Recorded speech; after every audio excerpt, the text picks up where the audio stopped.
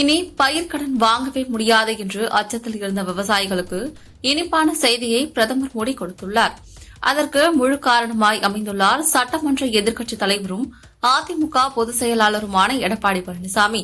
இனி விவசாய கடன்களை பெறுவதற்கு சிபில் ஸ்கோர் தேவையில்லை என்று பிரதமர் மோடி அறிவித்துள்ளார். இந்த புதிய கொள்கை முடிவு விவசாயிகளுக்கு பெரும் நிம்மதியை அளிக்கும் வகையில் அவர்களின் நிதி சுமையை குறைத்து கடன் பெறுவதற்கு இருந்த தடைகளை நீக்கி அவர்களின் விவசாய பணிகளை மேம்படுத்த உதவும்.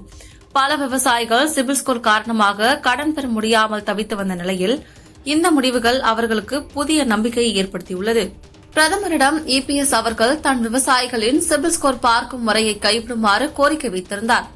இபிஎஸ் அவர்களின் இந்த முயற்சி விவசாயிகளின் உரிமைகளுக்காகவும் அவர்களின் வாழ்வாதாரத்தை மேம்படுத்தும் அரசு எடுக்கும் முக்கியமான நடவடிக்கைகளின் ஒரு திருப்பு முனையாக அமைந்துள்ளது.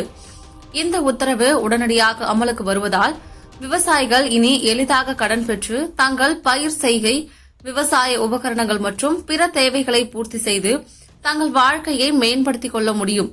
இந்த மாற்றம் விவசாய சமூகத்திற்கு ஒரு பெரிய வெற்றியாகவும் அவர்களின் கஷ்டங்களுக்கு செவிசாய்க்கும் அரசின் அக்கறை பறைசாற்றும் ஒரு முன்னெடுப்பாகவும் இருக்கிறது.